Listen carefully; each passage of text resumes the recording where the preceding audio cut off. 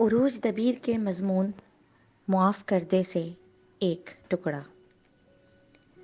میں نے قیصر سے پوچھا، یار جہاز اتنا بڑا ہے، اڑے گا کیسے؟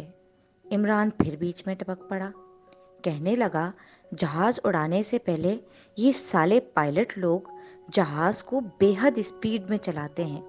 میں سوچتا ہوں کہ اگر کوئی بچہ سامنے آ جائے تو کس قدر خوفناک حادثہ ہو۔